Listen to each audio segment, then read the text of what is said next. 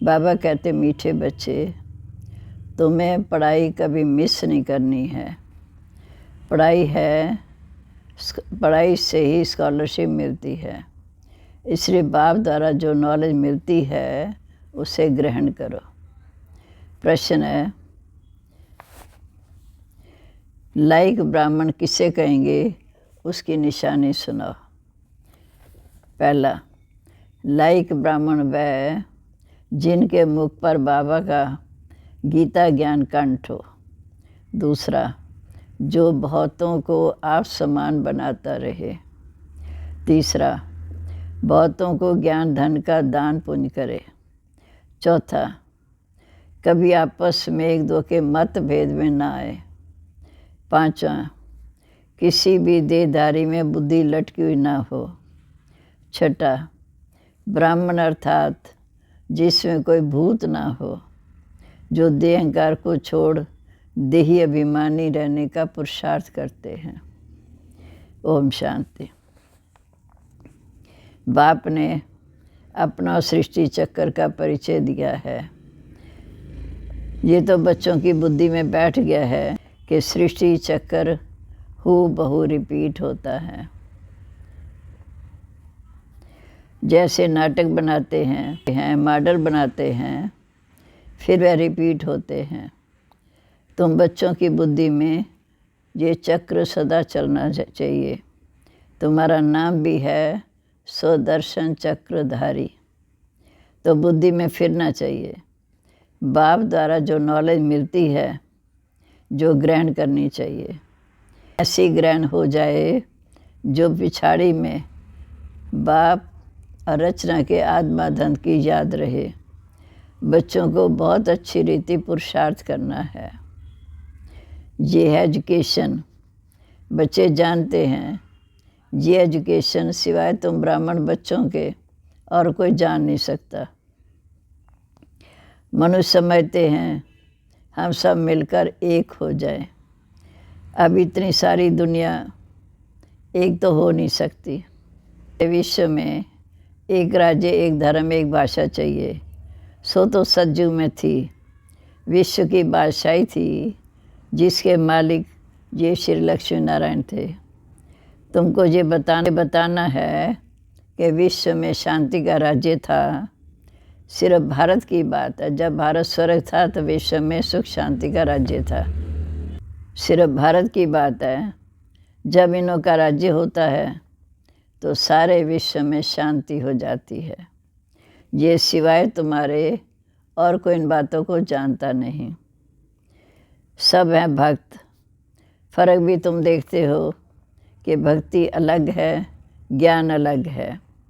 ऐसे नहीं कि भक्ति ना करने से कोई भूत प्रेत खा जाएंगे। नहीं, तुम तो बाप के बच्चे बनते हो। तुम्हारे में जो भूत है वह सब बाबा की जात से निकल जाते हैं। पहले नंबर का भूत है देह अहंकार। इनको निकालने के लिए बाप आकर देही अभिमानी बनाते हैं। बाबा को याद करने से कोई भूत सामने आएगा भी नहीं। 21 जन्म के लिए कोई भूत आता नहीं। ये 5 भूत हैं रावण संप्रदाय। रावण राज्य कहते हैं ना, राम राज्य अलग है, रावण राज्य अलग है। सतयुग त्रेता राम राज्य, द्वापर कलयुग रावण राज्य। राम राज्य में भ्रष्टाचारी, राम राज्य में श्रेष्ठाचारी होते हैं। इसका फर्क भी तुम्हारे सिवाय और किसी को पता नहीं। तुम्हारे में भी जो समझू होशियार हैं वो अच्छी रीति इन बातों को समझ सकते हैं, क्योंकि माया बिल्ली कम नहीं है। कभी कभी बाप की पढ़ाई भी छोड़ देते हैं, सेंटर पर नहीं आते, दैवी गुण धारण नहीं करते। तब बाप समझाते हैं तुम बच्चों की एम ऑब्जेक्ट है नर से नारायण, नारी से श्री लक्ष्मी पद पाना। ऐसे दैवी गुण धारण करने हैं। यथा राजा रानी तथा प्रजा सभी में दैवी गुण होते हैं। वहाँ सतयुग में आसुरी राज्य। तुम ब्रह्मा कुमार कुमारियों के सिवाय और कोई है नहीं जो इन बातों को समझे। तुमको शुद्ध अहंकार है हम ऊंच पद पाएँ। तुम आस्तिक बने हो क्योंकि मीठे मीठे रूहानी बाप के बच्चे बने हो। ये भी जानते हो कोई भी देहधारी कभी राजयोग सिखा न सके, एक बाप ही सिखाते हैं। तुम सीख कर फिर औरों को सिखाते हो। तुमसे पूछेंगे तुमको ये किसने सिखाया, तुम्हारा गुरु कौन है, क्योंकि टीचर तो आध्यात्मिक बातें सिखाते नहीं हैं, ये तो गुरु ही सिखाते हैं। ये बच्चे जानते हैं हमारा गुरु नहीं, हमारा तो एक सच्चा सतगुरु है जिसको सुप्रीम कहा जाता। ड्रामानुसार सतगुरु खुद आकर अपना परिचय देते हैं और जो कुछ सुनाते हैं वह सब सत्य बातें समझाते हैं और सचखंड में ले जाते हैं। सत्य बातें समझाते हैं फिर हमें सचखंड अर्थात सतयुग में ले जाते हैं। सत्य एक ही है, यहाँ तो तुम एक बाप को ही याद करना है। जैसे सब आत्माएं ज्योति बिंदु हैं ऐसे बाप भी ज्योति बिंदु है। बाकी हर आत्मा के संस्कार कर्म अपने अपने हैं। एक जैसे संस्कार तो हो नहीं सकते। अगर एक जैसे संस्कार हों फिर तो फीचर्स भी एक जैसे हों। कभी भी एक जैसे फीचर्स नहीं हो सकते, थोड़ा फर्क ज़रूर रहता है। ये नाटक एक ही है, सृष्टि भी एक ही है, अनेक नहीं। ये गपोड़े लगाते हैं कि ऊपर नीचे दुनिया है, ऊपर तारों में दुनिया है। बाबा ने कहा ये किसने बताया, तो नाम लेते हैं शास्त्रों का। शास्त्र भी तो कोई ज़रूर मनुष्यों ने लिखे होंगे। तुम जानते हो ये तो बना बनाया खेल है। सेकंड बाय सेकंड सारी दुनिया का पाठ बजता रहता है। ये भी ड्रामा का बना बनाया खेल है। तुम बच्चों की बुद्धि में आ गया कि ये चक्र कैसे फिरता है। सभी मनुष्य मात्र जो भी हैं वह सब इस समय पाठ बजाते हैं। तो बाबा ने बताया सतयुग में सिर्फ तुम्हारा ही पाठ होता है, नंबरवार आते हो पाठ बजाने। बाबा हर बात कितनी अच्छी रीति समझाते हैं। तुम बच्चों को फिर समझकर औरों को भी समझाना है। बड़े बड़े सेंटर खुलते रहेंगे, सेंटर्स खुलते रहेंगे, बड़े बड़े आदमी वहाँ आएंगे, गरीब भी आएंगे। अक्सर करके गरीबों की बुद्धि में झट ये बातें बैठती हैं। बड़े बड़े आदमी भलाते हैं परंतु कोई काम पड़ गया तो कहेंगे फुर्सत ही नहीं। प्रतिज्ञा करते हैं कि हम अच्छी रीति पढ़ेंगे, फिर अगर नहीं पढ़ेंगे तो धक्का खाएंगे। माया और इस जोर से अपनी तरफ खींच लेती है। बहुत बच्चे हैं जो पढ़ना भी बंद कर देते हैं। पढ़ाई में मिस रहे तो ज़रूर अंत में फेल हो जाएंगे। स्कूल में जो अच्छे अच्छे बच्चे होते हैं वह कभी शादियों पर इधर उधर जाने की छुट्टी नहीं मांगते हैं। बुद्धि में रहता है कि हम अच्छी रीति पढ़कर स्कॉलरशिप लें, इसलिए पढ़ते हैं। मिस करने का कभी ख्याल ही नहीं करते। उन्हों की पढ़ाई के सिवाय और कुछ उन्हें अच्छा लगता ही नहीं। वह समझते हैं हम मुफ्त अपना समय वेस्ट करते हैं। यहाँ एक ही टीचर पढ़ाने वाला है, इसलिए कभी पढ़ाई मिस नहीं करनी है। इस समय भी नंबरवार पुरुषार्थ अनुसार हैं। देखते हैं पढ़ने वाले अच्छे हैं तो पढ़ाने वाले की भी दिल लगती है। टीचर का नाम बाला होता, ग्रेड बढ़ती है, फिर पद भी ऊंच मिलता है। जहाँ भी बच्चे को जितना पढ़ते हैं उतना ऊंच पद पाते हैं। एक ही क्लास में कोई पढ़कर ऊंच पद पाते, कोई कम। सबकी कमाई एक जैसी नहीं होती। ये सारा बुद्धि पर मदार है। सो तो मनुष्य मनुष्यों को पढ़ाते हैं। तुम जानते हो हमको तो बेहद का बाप आकर पढ़ाते था, शिव बाबा पढ़ाते। तो गफलत नहीं करनी चाहिए, पढ़ाई को कभी छोड़ना नहीं चाहिए। श्रीमत के लिए कोई कुछ भी कहे, तुमको तो निश्चय है कि बाप स्वयं आकर हमें पढ़ाते हैं, फिर वह पढ़ाई छोड़नी नहीं चाहिए। बच्चे नंबरवार हैं,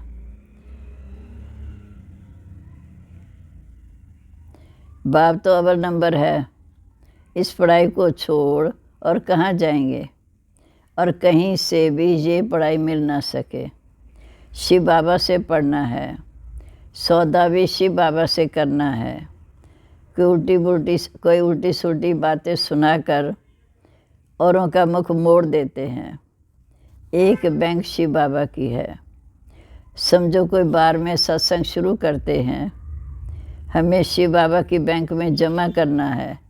कैसे करेंगे? बच्चे जो आते हैं शिव बाबा की भंडारी में डालते हैं, 1 पैसा भी देते हैं तो नई दुनिया में 100 गुना होकर मिलेगा। शिव बाबा कहते तुमको इसके बदले महल मिल जाएंगे। ये सारी पुरानी दुनिया ख़त्म होने वाली है। धनवान अच्छे अच्छे कुटुंब से बहुत आते हैं। कोई ऐसे नहीं कहते कि हमारी शिव बाबा के भंडारे से परवरिश हो रही, कि पालना शिव बाबा के भंडारे से होती है। कोई गरीब है, कोई साहूकार है, साहूकार से गरीब पलते हैं, इसमें डरने की तो कोई बात ही नहीं। बहुत चाहते हैं हम बाबा के बन जाएं, परंतु लायक भी हों, तंदुरुस्ती भी चाहिए, जो ज्ञान भी दे सके। गवर्नमेंट भी बहुत जांच कर लेती है, जहाँ भी सब कुछ देखा जाता। गवर्नमेंट भी बहुत जांच कर लेती है, जहाँ भी सब कुछ देखा जाता है। सर्विस कर सकते हैं, नंबरवार तो हैं। सब अपना अपना पुरुषार्थ कर रहे हैं।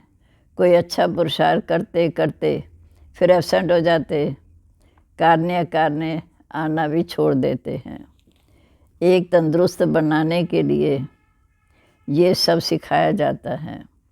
जिसको शौक़ है, समझते हैं कि बाबा की याद से ही हमारे पाप कटते हैं।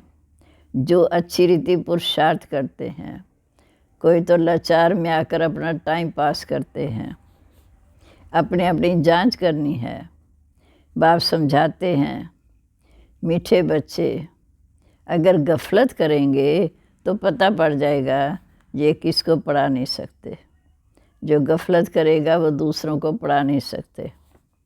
बाबा कहते हैं 7 रोज़ में तुमको लायक ब्राह्मण ब्राह्मणी बन जाना है। सिर्फ नाम का ब्राह्मण ब्राह्मणी नहीं चाहिए। ब्राह्मण ब्राह्मणी वो जिनके मुख में बाबा का गीता ज्ञान कंठ हो। ब्राह्मणों में भी नंबरवार तो होते ही हैं, जहाँ भी ऐसे हैं। पढ़ाई पर अटेंशन नहीं तो क्या जाकर बनेंगे। हर एक को अपना अपना पुरुषार्थ करना है। सर्विस का सबूत देना चाहिए, तब समझ में आएगा कि ये ऐसा पद पाएंगे। सर्विस का सबूत देना चाहिए, तब समझा जाएगा कि ये ऐसा पद पाएगा। फिर वो कलब के लिए जो पढ़ते पढ़ाते नहीं हैं, तो अंदर में समझना चाहिए कि मैं पूरा पढ़ा नहीं हूँ। अंदर में समझना चाहिए कि मैं पूरा पढ़ा नहीं हूँ, तब पढ़ा नहीं सकता। बाबा कहते हैं तुम्हें लायक क्यों नहीं बनते हो, कहाँ तक ब्राह्मणी को भेजेंगे। आप समान नहीं बनाया। जो अच्छी रीति पढ़ते हैं उनको मदद देनी चाहिए। बहुतों का आपस में मतभेद रहता है। फिर बाबा कहते अच्छा बच्चे, जो करेगा सो पाएगा। 1-2 की बातों में आकर तुम पढ़ाई को छोड़ क्यों देते हो। ये भी कहा ड्रामा तकदीर में नहीं है, तो दिन प्रतिदिन पढ़ाई भी ज़ोर होती जाती है। सेंटर खुलते रहते हैं। ये शिव बाबा का खर्चा नहीं है, सारा बच्चों का ही खर्चा है। ये दान सबसे अच्छा है। उस दान से अलग काल का सुख मिलता। धन दान करते तो अलग काल का सुख मिलता। यहाँ तो ज्ञान धन दान करना है। इनसे तो 21 जन्म की प्रारब्ध बनती है। तुम जानते हो हम आए हैं जहाँ नर से नारायण बनने के लिए। जो अच्छी रीति पढ़ते हैं उनको फॉलो करना चाहिए। कितना रेगुलर पढ़ना चाहिए। अक्सर करके देह अभिमान में आकर बहुत लड़ते हैं, अपनी तकदीर से रूठ जाते हैं। इसलिए मेजॉरिटी माताओं की है। नाम भी माताओं का बाला होता है। ड्रामा में माताओं की उन्नति की भी नूंद है। तो बाप मीठे मीठे बच्चों को कहते हैं, अपने को आत्मा समझ माम एकम याद करो। आत्म अभिमानी होकर रहो। शरीर ही नहीं तो दूसरे का सुनेंगे कैसे। ये पक्का अभ्यास करो, हम आत्मा हैं। अब हम आत्माओं को पावन बन वापस घर जाना है। बाप कहते ये सब त्याग करो, बाप को याद करो। इस पर याद पर ही सारा मदार है। बाबा कहते यहाँ का सब त्याग करो, बाप को याद करो। इस पर ही सारा मदार है। बाप कहते धंधा आदि भल करते रहो। 8 घंटा धंधा करो, 8 घंटा आराम करो, बाकी 8 घंटा इस रूहानी गवर्नमेंट की सर्विस करो। ये भी तो मेरी नहीं, सारे विश्व की सेवा करते हो। इसके लिए टाइम निकालो। इसमें मुख्य है याद की यात्रा। टाइम वेस्ट नहीं करना चाहिए। उस गवर्नमेंट की 8 घंटा सर्विस करते हो, उससे क्या मिलता है? 1000, 2, 5000। इस गवर्नमेंट की सर्विस करने से तुम पद्मपति बनते हो। तो कितनी दिल से सेवा करनी चाहिए। 8 रत्न बने हैं तो ज़रूर 8 घंटा बाबा को याद करते होंगे। भक्ति मार्ग में बहुत याद करते हैं, वह तो टाइम गवाते हैं। गंगा स्नान जप तप आदि करने से बाप से मिल नहीं सकते। बाप से मिले तो वर्षा मिले, यहाँ तो तुमको बाप से वर्षा मिलता है। मीठे मीठे सिक्के लदे बच्चों प्रीत, माता पिता बाप दादा का याद प्यार, गुड मॉर्निंग। रूहानी बाप की रूहानी बच्चों को नमस्ते। हम रूहानी बच्चों की रूहानी बाप दादा को नमस्ते। नमस्ते बाबा, गुड मॉर्निंग। शुक्रिया बाबा, शुक्रिया। कितना ऊंचा ज्ञान दे, हमें स्वर्ग का मालिक बनाते हैं। अब धारणा के लिए मुख्य सार।